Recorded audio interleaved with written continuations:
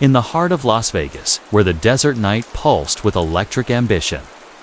The year was 2018, and the city shimmered like a mirage of endless possibility. The Strip's kaleidoscope of neon lights bathed the streets in a surreal glow, casting long shadows over the lives of those who chased dreams beneath its glare. Among them was Elena Vasquez, the 26-year-old cocktail waitress whose radiant smile and quick wit made her a favorite at the Sapphire Sky Casino. Her life, like the city itself, was a delicate balance of sparkle and struggle, a dance between hope and the hard edges of reality. Elena had arrived in Vegas 3 years earlier, leaving behind a small town in New Mexico where the horizon stretched wide but offered little. With a high school diploma and a suitcase full of determination, she'd been drawn to the city's promise of reinvention. Her days were spent navigating the casino's labyrinth of slot machines and high-stakes poker tables, her tray heavy with overpriced cocktails, her heels clicking against polished marble floors. She wore her uniform sequined black dress that caught the light like a fractured star with a grace that belied the ache in her feet. To the patrons, she was a fleeting charm, a moment of warmth in the cold calculus of chance. But to those who knew her, Elena was a force. Her laughter bright enough to rival the neon signs outside. The Sapphire Sky was a microcosm of Vegas itself, opulent, relentless, and unforgiving. Its chandeliers dripped with crystal, and its air was thick with the clink of chips and the hum of anticipation. Elena thrived in its chaos, her dark eyes catching every detail, the nervous twitch of a gambler's hand, the subtle nod of a pit boss, the way the light shifted when someone important entered the room. She had a knack for reading people, a skill honed by years of watching her mother navigate a volatile household. That intuition kept her sharp, kept her safe, in a city where trust was a currency few could afford. On a humid August night, the casino was alive with its usual fever. The air conditioning struggled against the heat seeping through the glass doors. And the crowd was a mix of tourists in garish shirts and locals chasing one last hand. Elena moved through the throng, her tray balanced with practiced ease, delivering drinks to a group of businessmen celebrating a deal. Their laughter was loud, their tips generous, but their eyes lingered too long. She deflected their flirtations with a smile and a quip, her charm a shield as much as a tool at the edge of the casino floor. Near the velvet-roped VIP section, Elena noticed a new face. Wah! He was seated at a blackjack table, his posture relaxed, but his gaze sharp, like a predator sizing up prey. He was in his early 30s, with jet black hair slicked back and a tailored suit that spoke of money but not ostentation. His name, she'd later learn, was Julian Carver, a tech entrepreneur who'd made a fortune in cryptocurrency before most people knew what it meant. Julian was a regular in the VIP lounge, but tonight was the first time Elena had served him. He ordered a bourbon, neat, and when she set it down, his fingers brushed hers brief, deliberate. "Electric, you're quick," he said, his voice low, with a faint East Coast accent. "Most people here move like they're underwater." Elena smirked, tucking a strand of dark hair behind her ear. "Gotta keep up with the chaos? You new to the sky." Not new, just selective. His eyes held hers, steady and unblinking, like he was studying a puzzle. "You seem like you belong here." She laughed, a sound that carried over the din of slot machines. "That's the trick, isn't it? Look like you belong, even when you don't." He smiled, a slow, knowing curve of his lips, and slipped a $100 chip onto her tray as a tip. "Keep that trick up. They'll take you far." That brief exchange was the spark of something neither could have predicted, a connection that would burn bright and dangerous, like a fuse racing toward an unseen explosion. Over the next few weeks, Julian became a fixture at the Sapphire Sky, always at the same table, always ordering bourbon, always watching Elena with that same intensity. She felt it, the pull of his attention like a tide drawing her in. He was charming, witty, and carried an air of mystery that intrigued her. He spoke of his ventures in Silicon Valley, his travels to Dubai and Tokyo, his plans to build something that would change the game. But there was a shadow behind his words, a guardedness that Alina couldn't quite place. Her best friend, Marisol, a bartender at the casino's rooftop lounge, was less enchanted. Marisol was 29, with a no-nonsense attitude and a protective streak that had saved Alina from more than one bad decision. They'd met during Elena's first week in Vegas, bonding over late-night diner runs and shared dreams of something bigger. Marisol's curly hair was always pulled into a messy bun, and her laugh was loud enough to turn heads. But her instincts were razor-sharp. "He's too smooth," Marisol said one night as they sat in a diner booth, picking at a plate of fries. The neon sign outside cast a pink glow across their table, reflecting off the chrome napkin holder. Guys like that, they're trouble. Got too much money and not enough soul. Alina rolled her eyes, sipping her coffee. "You think everyone's trouble? He's just interesting. He tips well, doesn't get handsy, and actually listens when I talk." "Listens, huh?" Marisol raised an eyebrow, her fork pausing mid-air. "Or is he just good at making you think he's listening?" "There's a difference, Alina." She waved off the warning, but Marisol's words lingered. Alina wasn't naive. She'd seen enough of Vegas to know that charm often hid sharper edges. But Julian was different, or so she told herself. He asked about her life, her dreams, her reasons for coming to a city that chewed up hope and spat out regret. He remembered the little things, like how she took her coffee or the name of her childhood dog. And when he invited her to dinner at a quiet, upscale restaurant off the strip, she said yes, ignoring the flicker of doubt in her gut. The restaurant, tucked away in a corner of the city where the neon faded into shadow, was all soft lighting and linen tablecloths. Julian was waiting when she arrived, his suit impeccable, his smile disarming. Over plates of seared scallops and glasses of Pinot Noir, he told her stories of his rise in the tech world, of coding in his dorm room at MIT, of outsmarting competitors who underestimated him. Patty also listened, drawing out pieces of Elena's life she rarely shared, the way her father's absence had shaped her, the way her mother's resilience had become her own. "You're not like the others here," he said, leaning forward, his voice soft but intense. "You've got something real, something worth protecting."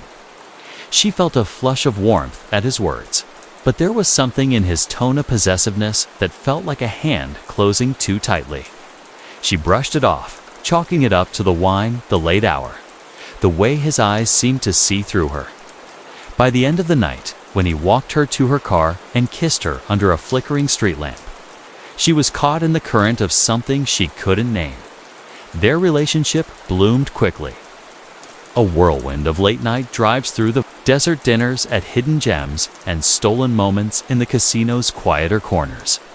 Julian was attentive, almost too attentive, showering her with gifts: a delicate silver bracelet, a bouquet of lilies delivered to the casino, a weekend getaway to a cabin in the mountains. But there were moments that gave her pause. The way he'd check his phone obsessively, the way he'd tense when she mentioned other men, even in passing. Once, when she laughed about a flirty regular at the casino, his smile vanished, replaced by a coldness that made her stomach twist. Marisol noticed the changes in Alina, the way her friend's laughter grew quieter, the way her eyes darted to her phone when a text came through. "You're different around him," Marisol said, one evening as they closed up the rooftop lounge, the city sprawling below them like a glittering trap. "Like you're walking on eggshells." "That's not you, Alina." "I'm fine," Alina insisted, wiping down the bar with more force than necessary. "He's intense, sure, but he cares. It's not like the guys back home." Marisol crossed her arms, her expression skeptical. Caring doesn't make you jumpy. You're not telling me something. Alina hesitated, her fingers tightening around the rag. There was something a night when Julian had grabbed her wrist. Too hard, leaving a faint bruise she'd hidden with a long sleeve. He'd apologized immediately, blaming stress, promising it would never happen again. And she'd believed him, because the alternative was admitting she'd misjudged him, that she'd let herself fall for someone who might hurt her. As the weeks turned to months, Elena's world began to shrink. Julian encouraged her to cut back her shifts at the casino, saying he could take care of her. He suggested she move into his penthouse downtown, a sleek glass tower with views of the Strip that felt more like a cage than a home. She resisted at first, clinging to her independence, but his insistence was relentless, wrapped in promises of a future together. When she finally agreed, packing her small apartment into boxes, Marisol helped her move, her silence heavy with unspoken warnings. The penthouse was a world apart from Elena's modest life. Floor-to-ceiling windows framed the city's restless glow, and the furniture was all sharp angles and cold leather. Julian had a staff housekeeper who came twice a week, a driver who appeared at his beck and call, but the space felt empty, sterile. Alina tried to make it her own, hanging a few photos, scattering throw pillows. But the apartment seemed to resist her touch.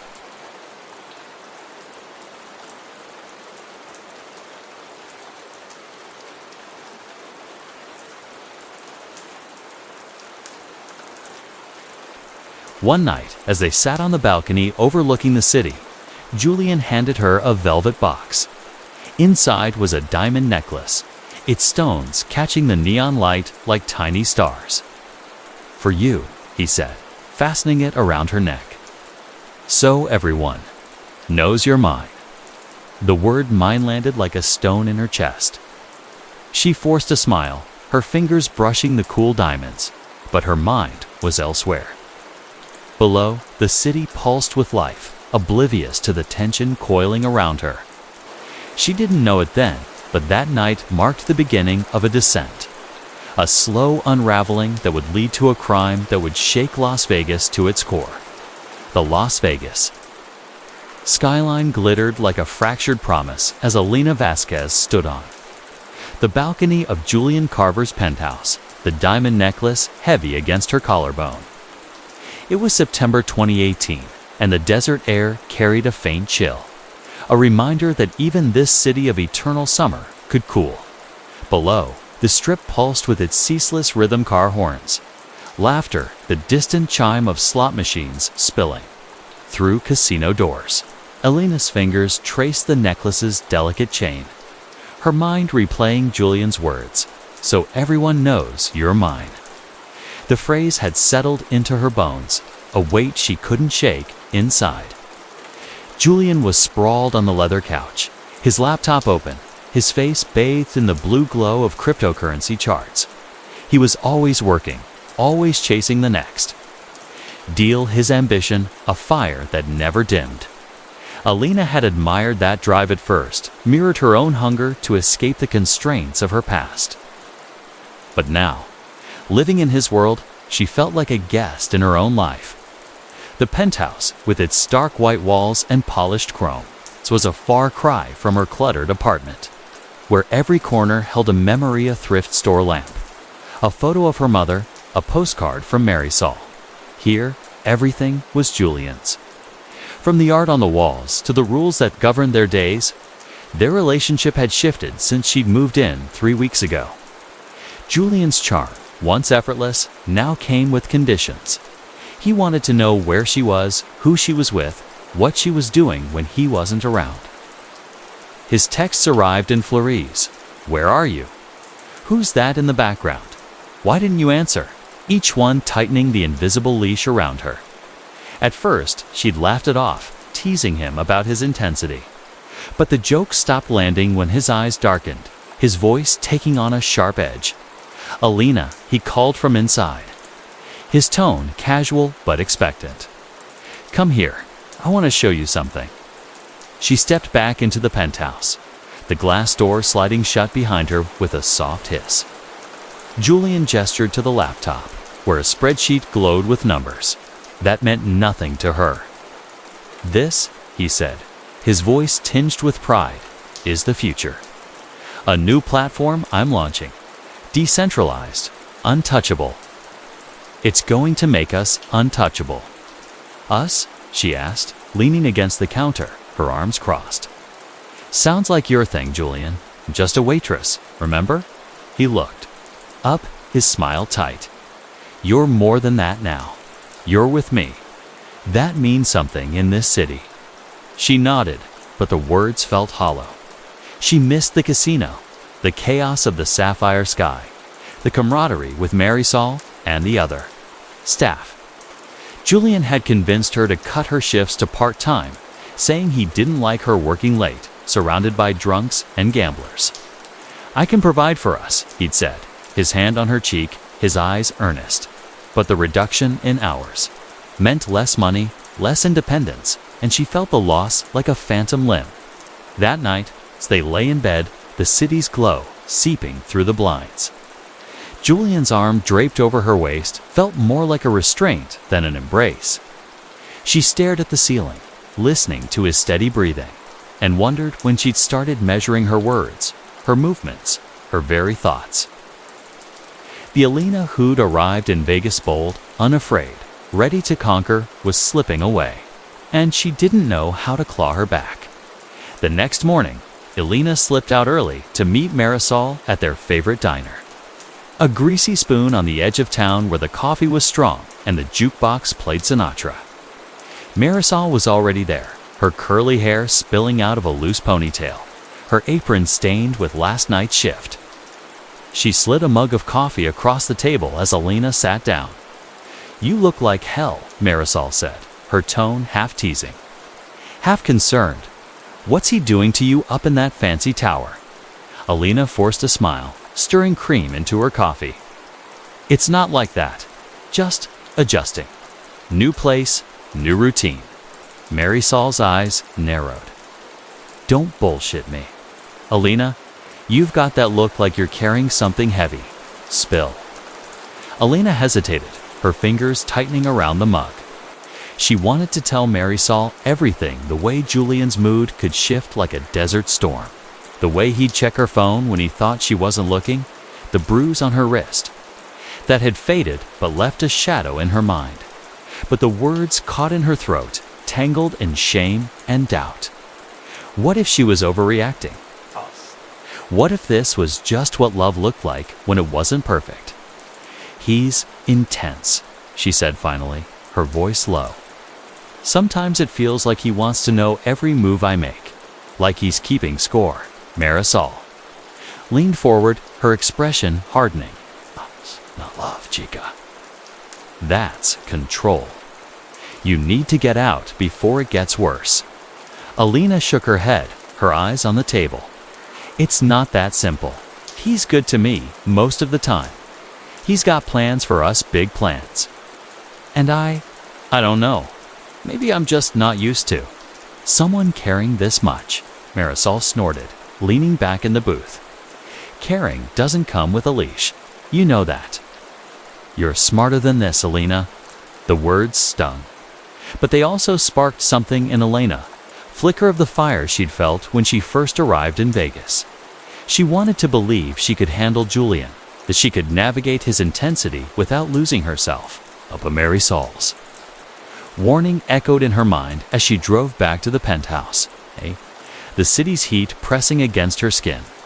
When she walked in, Julian was at the kitchen island, his phone in hand, his jaw tight. "Where were you?" he asked, not looking up. "Met Marisol for coffee," she said, keeping her tone light. "Just catching up." He set the phone down, his eyes meeting hers. "You didn't tell me you were going out? Team, no?" "I needed permission," she said, a edge creeping into her voice. She regretted it instantly. Julian's face hardened, and he stood, closing the distance between them. "It's not about permission, Alina. It's about respect. I worry about you. This city, it's not safe." She nodded, swallowing the retort that rose in her throat. "I'm fine, Julian. It was just coffee." He studied her for a moment, then softened, pulling her into a hug. "I just want you safe, okay? You're everything to me." The words were warm, but they felt like a cage closing around her. She hugged him back, her heart pounding, and wondered how something that felt so right could also feel so wrong. Over the next month, the cracks in their relationship deepened. Julian's possessiveness grew sharper, his questions more pointed. He insisted on driving her to the casino for her remaining shifts, waiting in the parking lot until she was done. He checked her phone when she showered, scrolling through her texts, her call log, her social media. Once, when she caught him, he laughed it off, saying he was just keeping tabs on her fans, the regulars who tipped her well. But the invasion left her cold, her trust eroding like sand in a storm. Marisol noticed the change, too. During a rare moment alone at the casino, she pulled Alina aside in the break room, her voice low. "He's isolating you," she said, her eyes fierce. "First, your job, now your friends. What's next, Alina? You gonna stop coming to work altogether?" "I can handle it," Alina said, but her voice lacked conviction. She felt the truth of Marisol's words, the way Julian's world was swallowing hers. She missed her old life, the late nights laughing with coworkers, the freedom to come and go as she pleased. But leaving felt impossible. Julian had woven himself into her dreams, promising a future where they'd rise above the city's chaos together. And part of her still believed in that promise, even as it frayed. One night, after a particularly tense argument, Julian had accused her of flirting with a coworker. His voice rising until the neighbors banged on the wall. Alina found herself alone in the penthouse. Julian had stormed out, saying he needed air, leaving her with the hum of the city and her own racing thoughts. She sat on the balcony, the necklace glinting in the neon light, and opened her phone. There was a text from Marisol. "You deserve better. Call me if you need me. Always." Elena's thumb hovered over the screen, but she didn't reply. Instead, she scrolled through her photos, landing on one from her first month in Vegas, a selfie with Marisol. Both of them grinning outside the diner, the neon sign glowing behind them. She barely recognized the woman in the photo, her eyes bright with possibility. Tears stung her eyes, and she set the phone down, the city's pulse mocking her silence. When Julian returned, he was calmer, his eyes soft with regret. He knelt beside her, taking her hands in his. "I'm sorry," he said, his voice thick. "I get crazy sometimes. It's just because I love you so much. I can't lose you, Elena." She nodded, letting him pull her into his arms, but her mind was elsewhere, replaying Marisol's words, the bruise on her wrist, the way her world was shrinking. She didn't know it then, but that night was a turning point. A moment where the path she was on began to twist towards something darker, something that would leave scars on more than just her. By October 2018, the Las Vegas air had cooled, but the tension in Julian Carver's penthouse simmered like a pot left too long on the stove.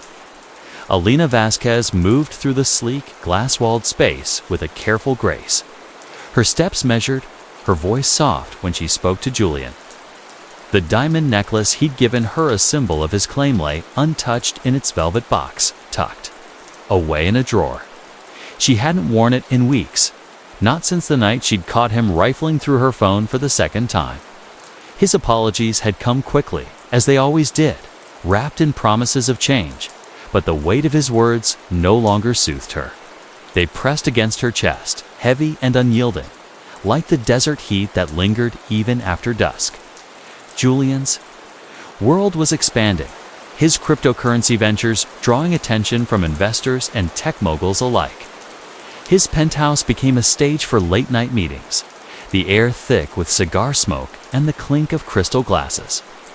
Men in tailored suits filled the space, their laughter sharp, their eyes appraising Alina as if she were part of the decor. Julian introduced her as his partner, his arm possessive around her waist, but she felt more like a prop, a polished accessory to his ambition. She smiled through it, her charm a reflex, but her mind drifted to the casino, to Marisol, to the life she'd left behind. "You're quiet tonight," Julian said one evening after his guests had left. He stood at the kitchen island, pouring himself a bourbon, his tie loosened, his hair slightly mussed. The city's neon glow filtered through the windows, casting jagged shadows across his face. Alina sat on the couch, her legs tucked beneath her, a glass of wine untouched on the coffee table. "Just tired," she said, her voice neutral. "Long day." He studied her, his eyes narrowing slightly, as if searching for a crack in her facade. "You don't like them, do you? My investors." "They're fine," she said, shrugging. "Not my crowd, that's all." He crossed the room, sitting beside her, his thigh brushing hers. "They're our ticket, Alina. These guys, they're the ones who'll get us out of the city to somewhere real. New York, London, wherever you want." His hand rested on her knee, warm and insistent. "You trust me, don't you?" She nodded, but the word trust felt like a stone in her throat. She didn't trust the way he watched her, the way his questions had turned into interrogations, the way his temper flared when she pushed back. And she didn't trust herself not anymore. The Alina Hood arrived in Vegas, bold and unafraid, was a ghost now. Her confidence eroded by months of doubt and compromise. The next day, Alina returned to the Sapphire Sky Casino for a rare, full shift, a decision she'd made without telling Julian. She needed the noise, the chaos, the familiar rhythm of trays and tips and fleeting conversations. The casino was a riot of sound and light, slot machines chiming, dealers calling bets, the air thick with perfume and desperation. Alina slipped into her sequined uniform, the fabric hugging her frame, and felt a spark of her old self flicker to life. For a few hours, she was free, not Julian's, not anyone's, just Alina, moving through the crowd with a purpose. Marisol was behind the bar at the rooftop lounge, shaking a cocktail with her usual flair. When she saw Alina, her face lit up, but her eyes held a question. "Look who's back," she called, sliding a glass of water across the bar. "Thought you'd gone full penthouse princess." Alina laughed, the sound surprising her with its ease. "Not quite. Missed this place, missed you." Marisol leaned forward, her elbows on the bar, her voice dropping. "How's it going up there with Mr. Crypto King?" Alina hesitated, her fingers tracing the rim of the glass. "It's complicated. He's got big plans, but sometimes it feels like I'm just along for the ride." Marisol's expression darkened. "You're not a passenger, Alina. You're the one driving. Don't let him make you forget that." Before Alina could respond, a customer waved for a drink, and Marisol turned away, her words lingering like a lifeline. Alina carried her tray through the casino, delivering drinks, trading banter, feeling the weight of Julian's world lift with each step. But the reprieve was short-lived. As she passed the VIP section, she saw him, Julian, seated at a poker table, his suit impeccable, his smile sharp. Her heart stuttered. He hadn't told her he'd be here. He caught her eye, his expression unreadable, and beckoned her over. She approached, her tray balanced, her smile fixed. "Didn't expect to see you here," she said, setting a bourbon in front of him. "Surprise," he said, his voice smooth but laced with something colder. "Thought I'd check in. You didn't mention you were working today, didn't?" "Think I needed to," she said, echoing their earlier argument, her tone lighter than she felt. His smile tightened, and he slid a chip onto her tray of 50, not his usual 100. "We'll talk later," he said, turning back to the table. Dismissing her, the rest of her shift passed in a blur, Julian's presence a shadow at the edge of her vision. When she clocked out, he was waiting in the parking lot, leaning against his black SUV, his arms crossed. The neon signs above cast a red glow across his face, making his eyes look hollow. "Get in," he said, opening the passenger door. "I was gonna drive myself," she said, clutching her keys, her voice steady. Despite the pulse hammering in her throat, Alina, his tone was low final. "Get in," she complied, the car's leather interior cold against her skin. The drive to the penthouse was silent, the city's lights streaking past like comets. When they stepped into the apartment, Julian's calm shattered. He rounded on her, his voice rising. "Why didn't you tell me you were working?" he demanded, his hands clenched at his sides. "What are you hiding?" "Nothing," she said, her back against the counter, her heart racing. "Just wanted to work, Julian. I miss it." "You miss it?" Huff. A harsh, bitter sound. "You miss serving drunks and letting them leer at you?" "That's what you want." "I want to feel like myself," she snapped, her voice breaking through her restraint. "I'm not your trophy, Julian. I'm not your property." His face twisted, and for a moment she thought he might hit her. Instead, he grabbed her wrist, his grip tight enough to make her wince. "You're mine," he said, his voice low, almost a growl. "And you don't get to just walk away from that?" Released her, stepping back, his chest heaving. "I'm sorry," he said, running a hand through his hair. "I didn't mean. I just can't stand the thought of losing you." Alina rubbed her wrist, the skin red but unbroken, her mind a storm of fear and anger. "You can't keep doing this," she said, her voice quiet but firm. "This isn't love, Julian." He looked at her, his eyes raw, almost pleading. "I'll do better, I promise. Just don't leave me." She didn't respond, her silence a shield. That night, she slept on the couch, the city's hum a restless companion. The next morning, Julian was gone before she woke. A note on the counter, "Meeting in LA, back tomorrow. I love you." The words felt like a plea, but they couldn't erase the bruise forming on her wrist, the fear coiling in her gut. Alina called Marisol, her voice trembling as she recounted the fight. Marisol didn't hesitate. "Come stay with me," she said. "Just for a few days. Get some space. Figure out what you want." Alina packed a small bag, her movements mechanical, her mind racing. She left a note for Julian needs some time. "I'll call you," and drove to Marisol's apartment. A cramped but cozy space filled with mismatched furniture and the scent of lavender candles. Marisol hugged her tightly, her arms a fortress, and for the first time in weeks, Alina felt safe. But safety was fleeting. That night, as she lay on Marisol's pull-out couch, her phone buzzed with a text from Julian. "Where are you? We need to talk." She didn't reply, but the messages kept coming, each one more insistent, more desperate. By midnight, they stopped, and the silence was worse. A void filled with possibilities she didn't want to imagine. The next day, Lena returned to the casino, determined to reclaim her life. She worked her shift, laughed with coworkers, felt the rhythm of her old self returning.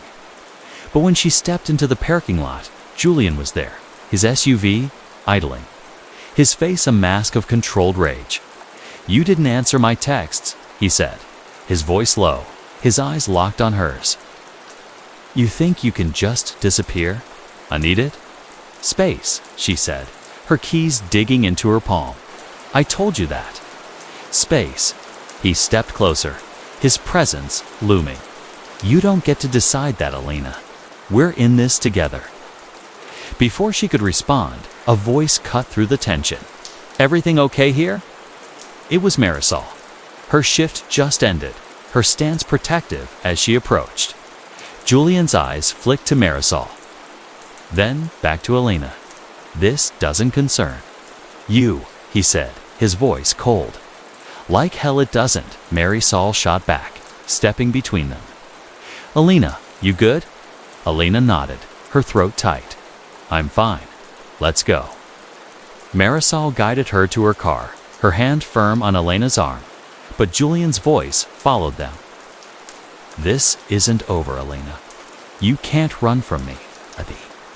Words echoed in her mind as she drove away, Marisol's car trailing behind. She didn't know it then, but Julian's words were a promise, a dark thread weaving through the days to come.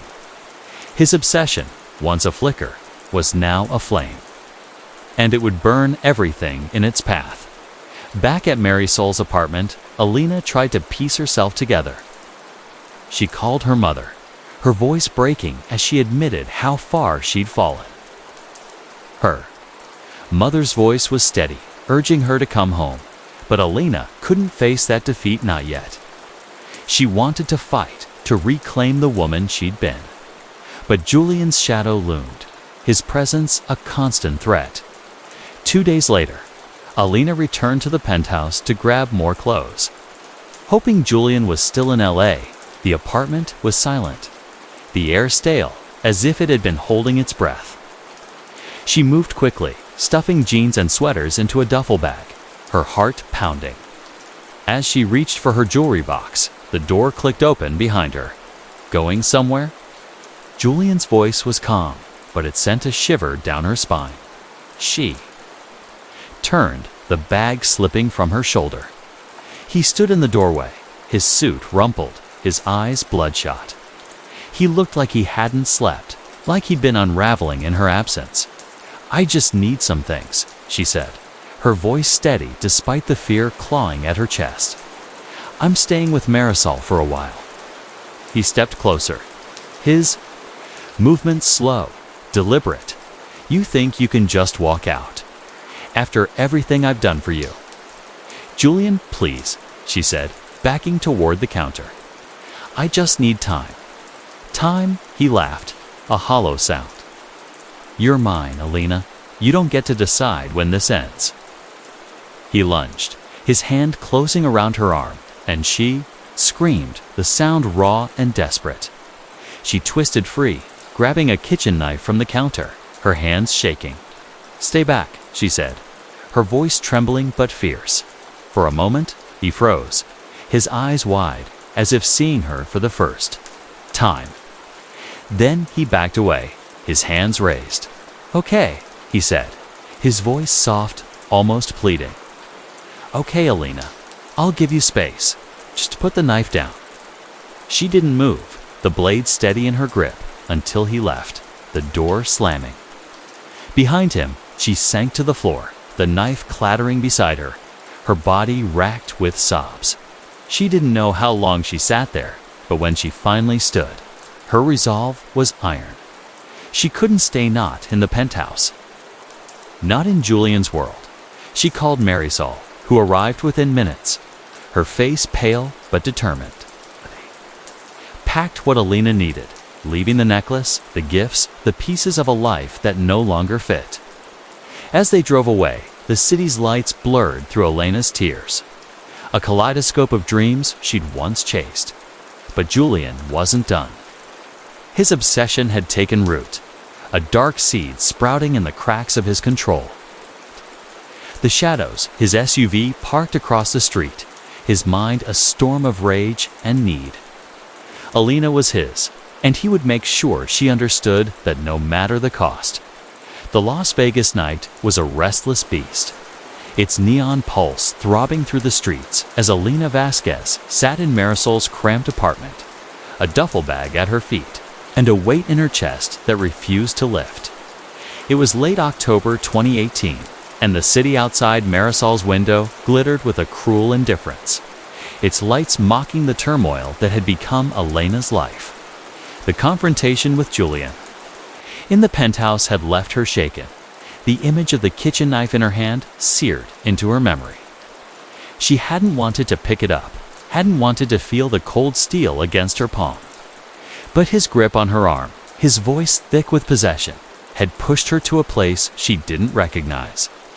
Now in the safety of Marisol's cluttered living room, surrounded by mismatched furniture and the faint scent of lavender, She felt the walls of her world closing in. Marisol sat across from her on a sagging couch. Her curly hair pulled back, her eyes sharp with concern.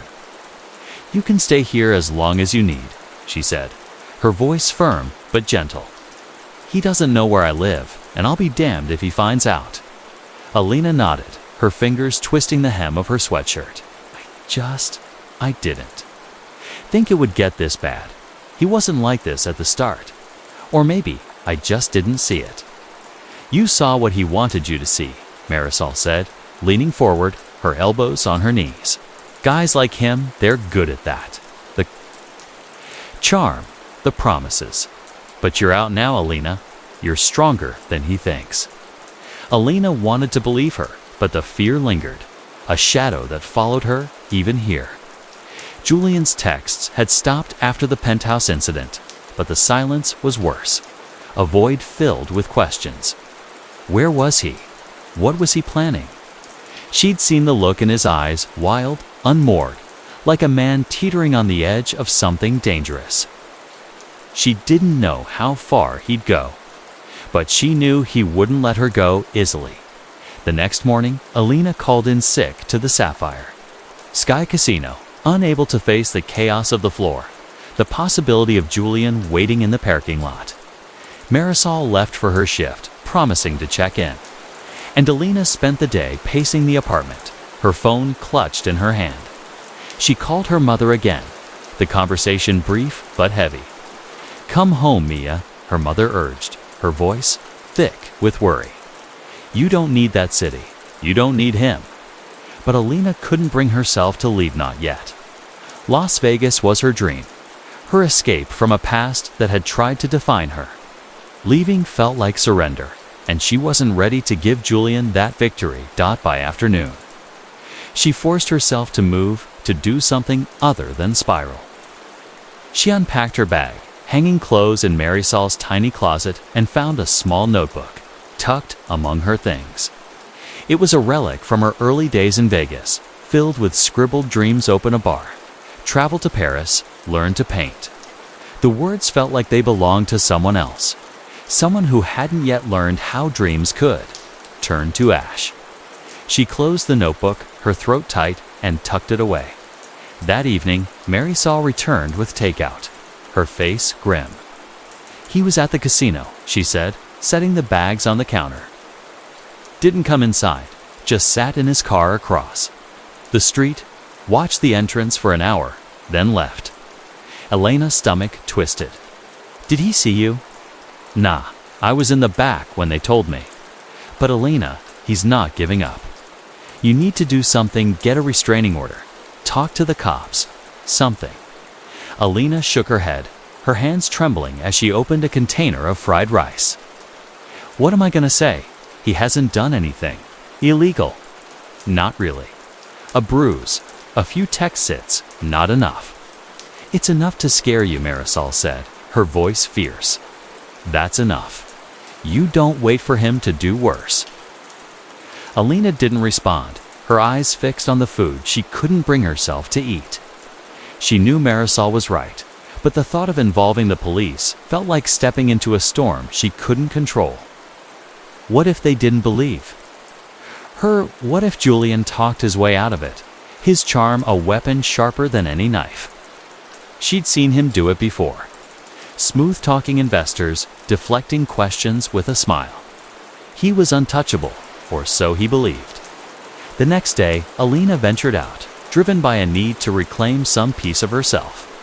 She drove to a coffee shop on the edge of town, a quiet place where the baristas knew her name and the air smelled of roasted beans and cinnamon. She sat by the window, a latte cooling in her hands, watching the street for any sign of Julian's SUV. Her phone buzzed a text from an unknown number. "You can't hide forever. We need to talk." Her heart lurched, and she blocked the number, her fingers shaking. But the message lingered, a splinter in her mind.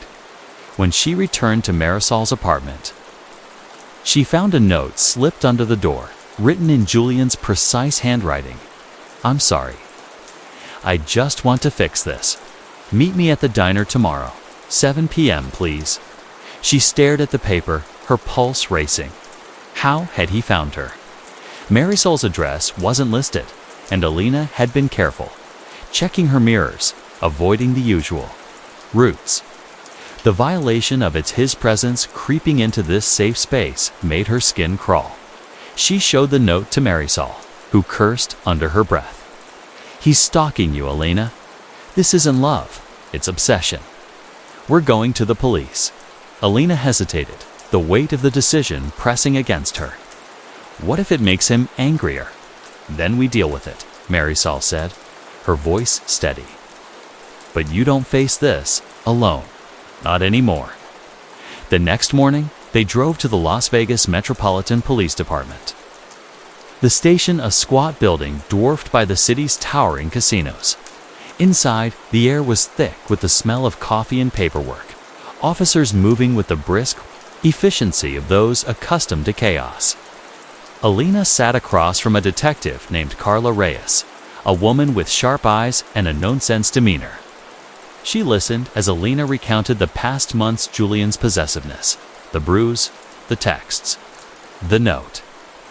Marisol sat beside her, a silent pillar of support. Detective Reyes took notes, her pen scratching against the pad. "What you're describing is concerning," she said, her voice calm but firm.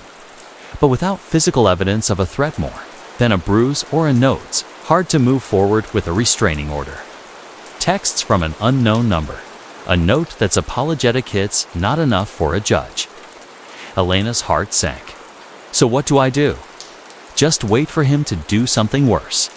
Reyes leaned forward, her eyes softening. "Document everything. Save the texts, the note, any voicemails.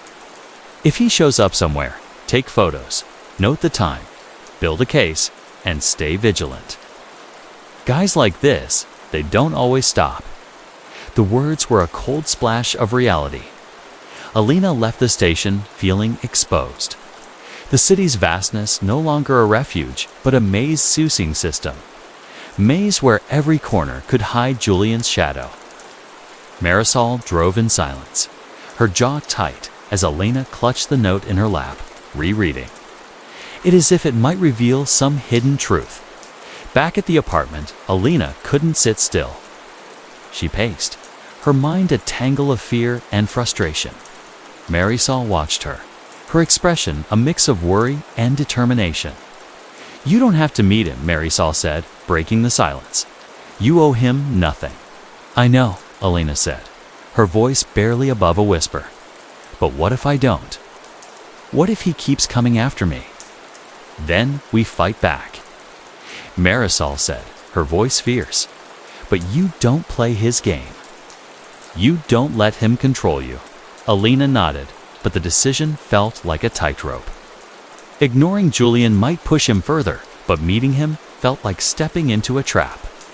She spent the night sleepless, the note burning a hole in her thoughts.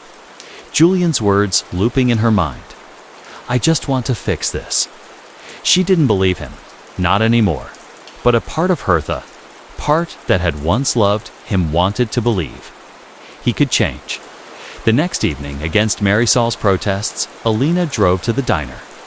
She told herself it was to end things, to face him and draw a line. She wore a plain hoodie and jeans, her hair pulled back, no trace of the sequined waitress who'd caught his eye. The diner was quiet, its neon sign flickering, the smell of burgers and coffee thick in the air. Julian was already there, seated in a corner booth. His suit replaced by a black sweater, his face haggard but his eyes sharp. She slid into the booth across from him, her hands clasped tightly in her lap. "You wanted to talk," she said, her voice steady despite the knot in her stomach. He leaned forward, his hands folded on the table, his expression earnest. "I messed up, Alina. I know that. I got carried away. This city, the pressured it's a lot, but I love you. I want to make this work." She studied him, searching for the man she'd fallen for, but all she saw was a stranger wearing his face. "You don't love me, Julian. You want to own me. There's a difference." His jaw tightened, but he kept his voice soft. "That's not fair. I've given you everything, my home, my future. I've built a life for us. You built a life for you," she said, her voice rising. "I'm just a piece of it, something to show off, but I'm not yours.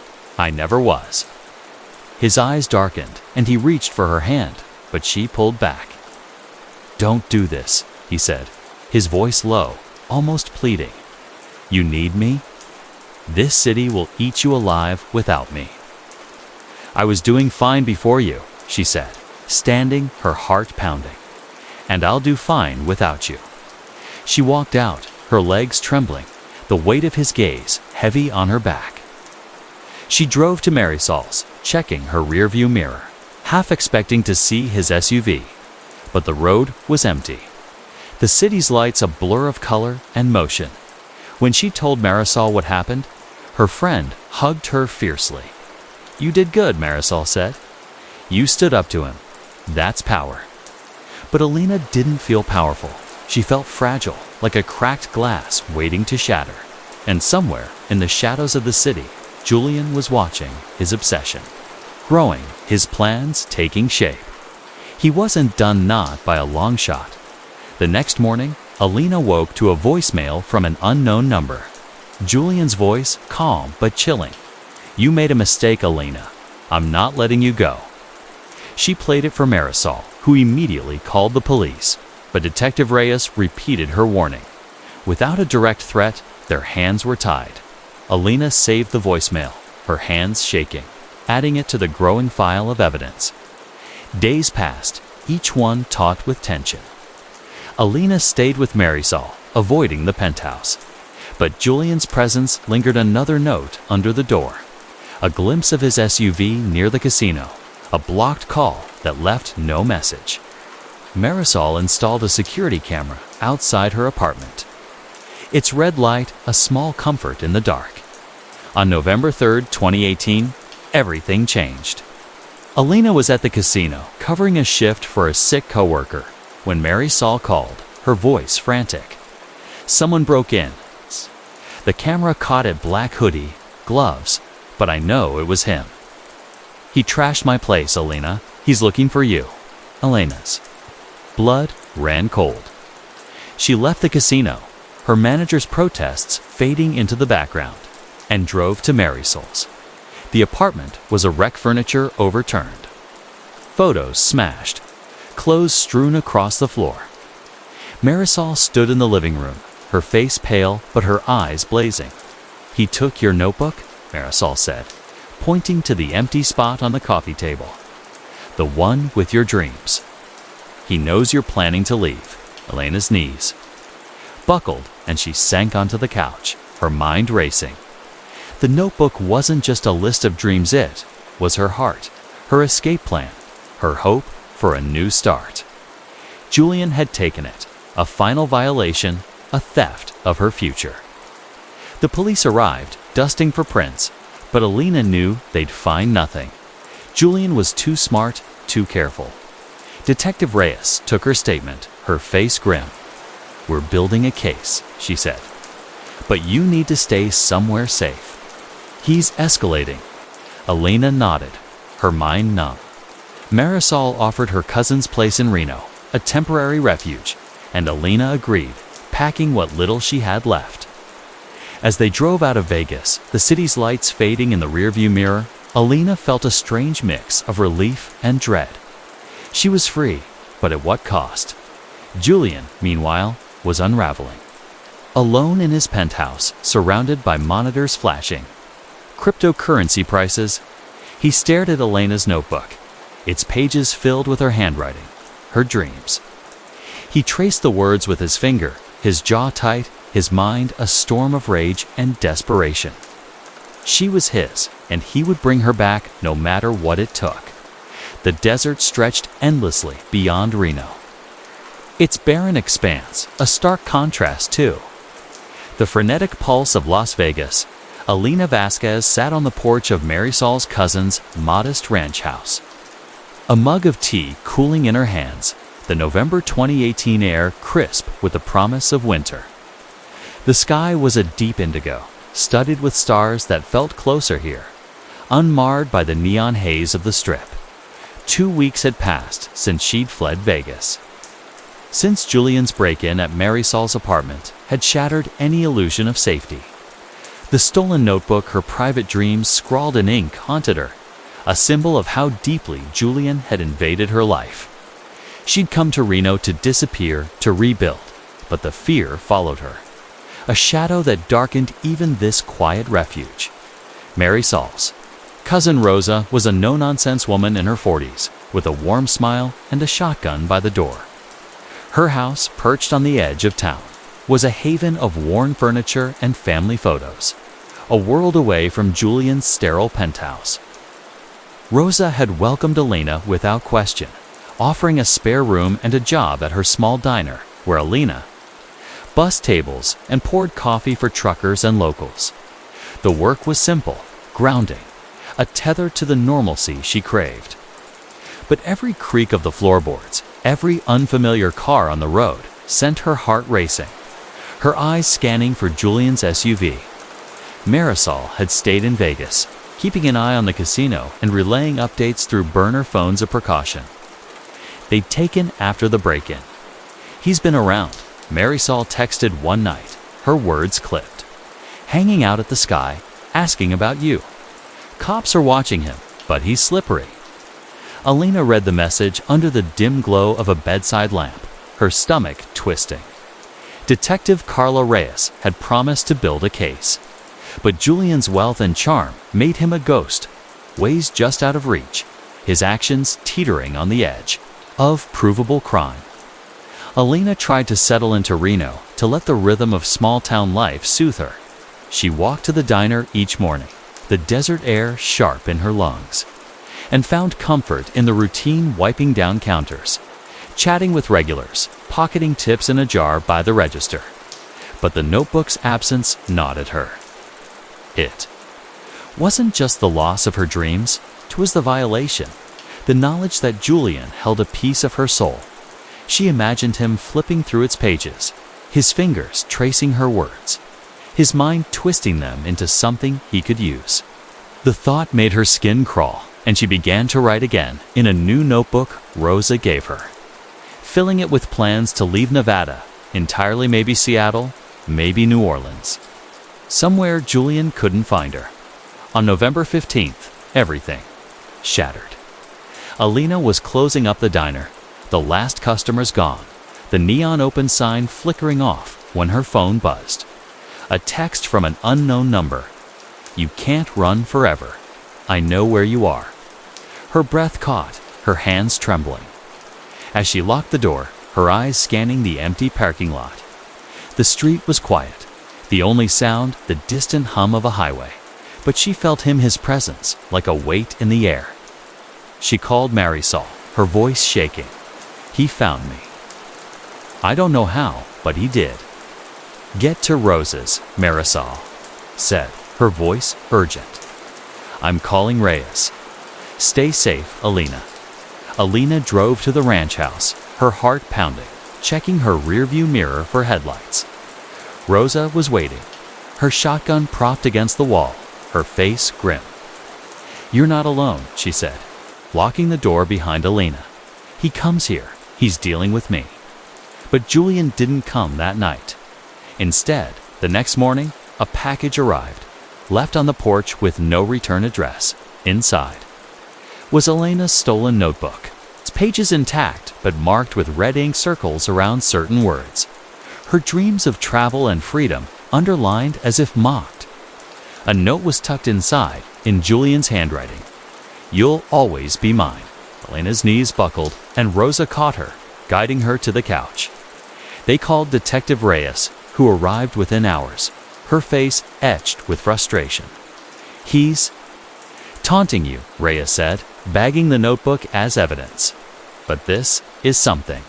It's a direct threat, and it ties him to the break-in. We're getting closer." Elena nodded, but the words felt hollow. Closer wasn't enough, not when Julian knew where she was, not when his obsession seemed to grow with every attempt to escape him. Reyes stationed an officer outside Rosa's house, a small comfort. But Alina couldn't shake the feeling that Julian was always one step ahead. That night, she barely slept. Her dreams fractured with images of Julian's face, his eyes cold and unyielding. She woke to a text from Marisol. "He's gone quiet. Left the casino. No one's seen him. Be careful." The silence was worse than the threats. A calm before a storm she couldn't predict. On November 18th, the storm broke. Alina was at the diner mid-shift when the door chime rang. She looked up, expecting a regular, but it was Julian, his black sweater clinging to his frame, his eyes locked on her. The diner went quiet, the handful of customers sensing the shift. In the air, Rosa, behind the counter, reached for the phone, but Julian raised a hand. His voice calm.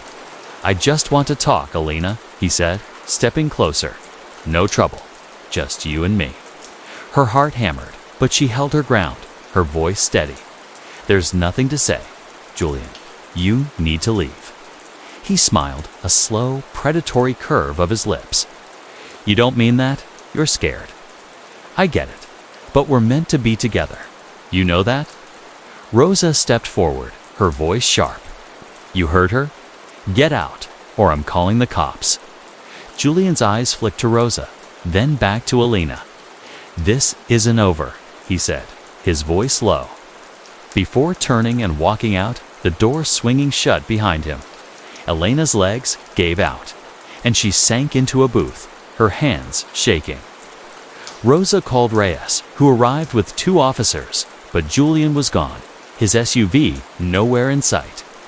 The diner's security camera had caught him, though, and Reyes added the footage to the growing file. "We're issuing a warrant," she said. "He's crossed a line." But Julian was a ghost. For 3 days, there was no sign of him. No texts, no notes, no sightings.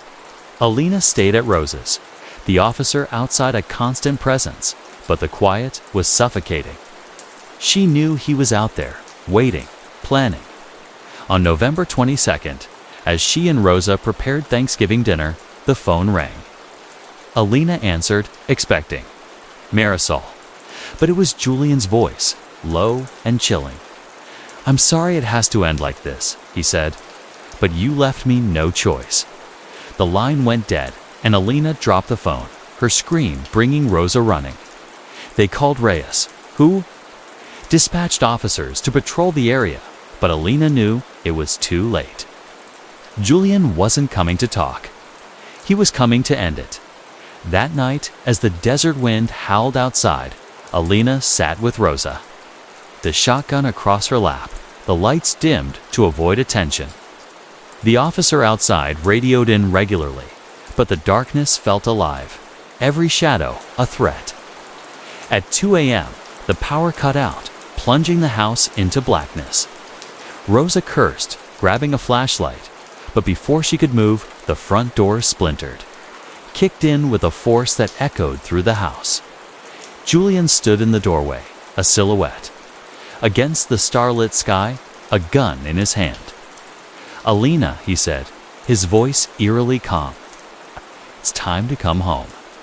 Rosa raised the shotgun, her voice steady. "Back off, or I shoot."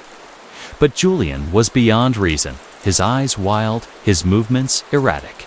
Alina screamed as he lunged, the flashlight beam catching the glint of his gun. Rosa fired, the shotguns. Roar deafening, and Julian staggered, blood blooming across his shoulder. He fell, the gun skittering across the floor, and Alina scrambled to grab it. Her hands shaking, but resolute. The officer burst in, his weapon drawn, and tackled Julian, offing him as he writhed, his voice a mix of rage and pain. "You're mine, Alina," he shouted, even as the officer dragged him out. "You'll always be mine." Lena collapsed, the gun cold in her hands, her body trembling. Rosa wrapped her in a blanket, her voice soothing, but the words barely reached her. The police took Julian away, his blood staining the porch, his screams fading into the night. Reyes arrived, her face grim but relieved. "He's done," she said. "We've got him on attempted murder, stalking, breaking, and entering. He's not getting out anytime soon." The days that followed were a blur. Julian was charged, his wealth and charm no match for the evidence camera footage. The notebook, the voicemails, the gun. At the trial in January 2019, Alina testified, her voice steady as she recounted the months of fear, the escalation of his obsession. Julian sat in the courtroom, his eyes fixed on her, but she didn't look away. She was done being his. The judge sentenced him to 25 years without parole. A verdict that echoed through the Vegas media, a cautionary tale of wealth and obsession gone wrong. Alina moved back to Vegas, to Marisol's apartment, and slowly rebuilt her life. She returned to the sapphire sky, her sequin dress a badge of resilience, and started saving for her dreams again. Paris.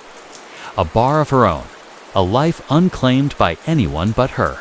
But the scars remained. At night, when the city's lights pulsed through her window, she'd wake, her heart racing, half expecting to see Julian's shadow. She kept the new notebook close, its pages filling with plans. But also with a promise, she'd never let anyone steal her light again. Las Vegas, with all its glitter and grit, had tested her, but she'd emerged stronger. A survivor of a city that thrived on breaking hearts. The Las Vegas sun rose over the horizon on a sweltering July morning in 2019. Its golden rays slicing through the blinds of Alina Vasquez's new apartment, a modest one-bedroom just off Fremont Street. The space was nothing like Julian Carver's gleaming penthouse, no floor-to-ceiling windows. No chrome accents, no sterile perfection. Instead, it was alive with her touch, a second-hand couch draped with a colorful throw. A shelf of thrift store books, a potted cactus thriving in the desert light. The walls held photos of Alina and Marisol at the diner.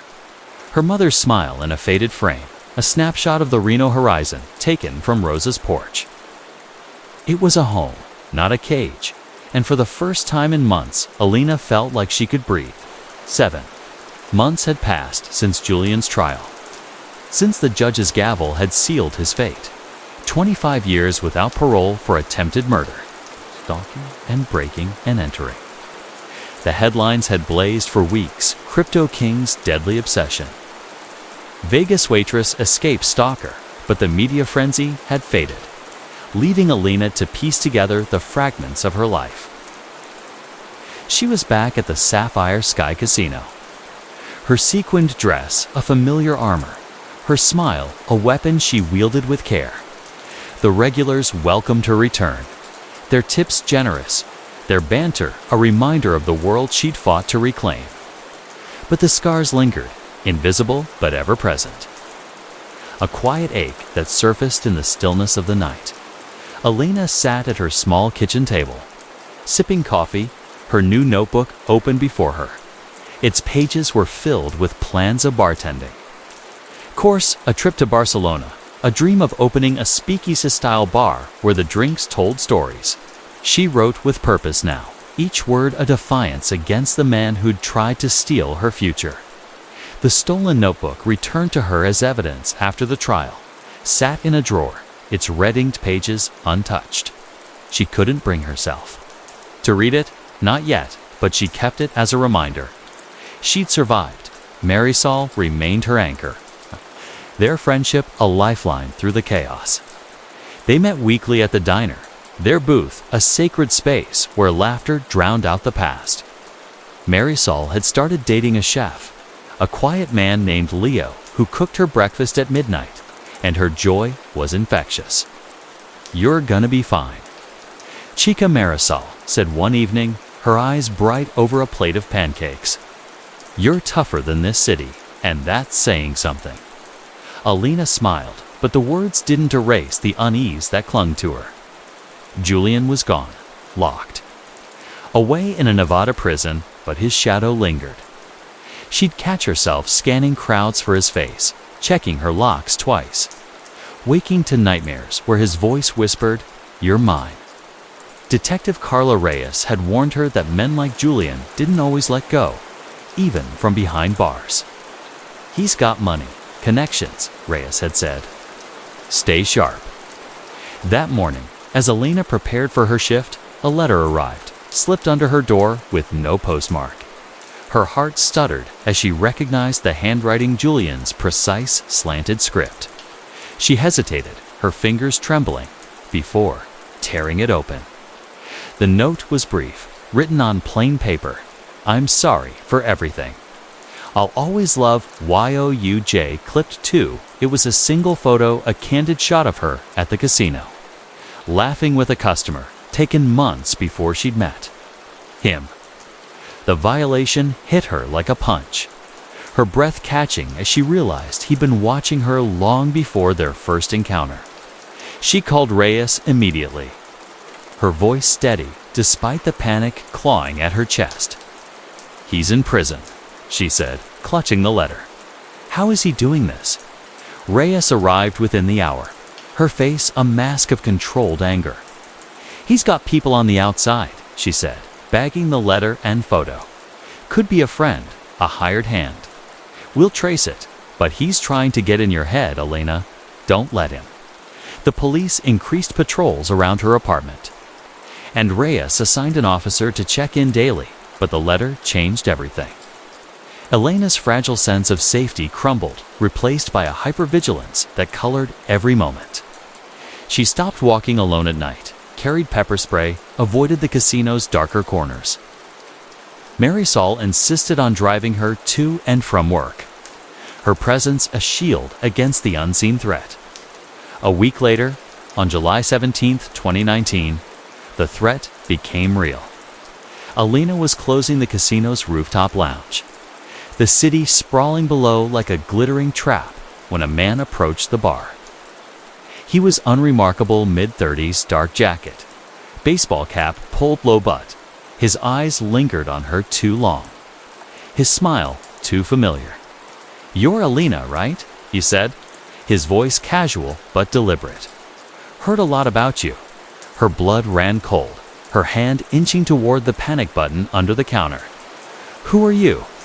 she asked, her voice sharp. "Just a friend," he said, sliding a folded piece of paper across the bar before walking away, disappearing into the crowd. She grabbed the paper, her hands shaking, and unfolded it. Another note in Julian's handwriting. "You can't escape me. I'm always watching." Her scream brought the security team running, but the man was gone, the cameras catching only a blurry figure exiting through a side door. Reyes was furious, her team scrambling to identify the stranger. But Elena knew the truth. Julian's reach extended beyond his cell, his obsession a poison seeping into her life. The police traced the paper to a stationery store in Reno. A dead end, but they found a fingerprint, not Julian's, but a known associate, a low-level hacker named Travis Bell, who'd worked on Julian's crypto platform. Bell was arrested the next day, confessing that Julian had paid him to deliver the notes to remind Elena who she belonged to. He claimed ignorance of any larger plan, but his words chilled her. "He talks about you like you're still his." The revelation sparked a new investigation. Reyes uncovered a network of Julian's contacts, tech brothers, hired muscle. Even a private investigator who'd been feeding him information, tracking Elena's movements. He'd orchestrated it all from prison, using smuggled phones and encrypted apps. His wealth a weapon even behind bars. The police shut down his network, seizing assets and arresting accomplices, but the damage was done. Elena's world felt like a house of cards, ready to collapse with one wrong move. She considered leaving Vegas, starting over somewhere new, but the thought of running again felt like letting Julian win. Instead, she doubled down, enrolling in that bartending course, saving every tip, reclaiming her dreams one step at a time. She started therapy, a quiet woman named Dr. Leo, who helped her untangle the fear and guilt, who taught her to see her strength as a survivor, not a victim. Marisol and Rosa became her family, their support unwavering, their homes safe havens when the nightmares came. On August 10, 2019, Alina received a call from Reyes. Julian had been transferred to a maximum security facility after the investigation exposed his prison activities. His sentence was extended an additional 5 years for witness intimidation, and his assets were frozen, his empire crumbling. "He's done, Alina," Reyes said, her voice firm. "He can't touch you anymore." Alina wanted to believe her, but she knew better. Julian's obsession wasn't bound by bars or laws, it was a fire that burned in his mind, unquenched by time or distance. She kept the notes and photos in a locked box, evidence of her survival, a reminder to stay vigilant. She wore her sequined dress like armor, poured drinks with a steady hand, and wrote in her new notebook, each word a brick in the wall she was building around her life. One evening, as she stood on the rooftop lounge, the city's lights sprawling below, Marisol joined her, a bottle of tequila in hand. "To you," Marisol said, pouring 2 shots. "To surviving." Alina clinked her glass, the tequila burning her throat, the city alive around her. "To surviving," she echoed, her voice steady, her eyes fixed on the horizon. She was no longer the girl who'd arrived in Vegas, wide-eyed and hopeful, nor the woman who'd cowered under Julian's shadow. She was something new, forged in the crucible of fear and resilience. A woman who'd faced the darkness and walked away whole. But in the quiet moments, when the city slept and the neon dimmed, Alina knew the truth. Julian's echo would always linger, a faint whisper in the desert wind. She'd carry it with her, not as a burden, but as a reminder of what she'd overcome.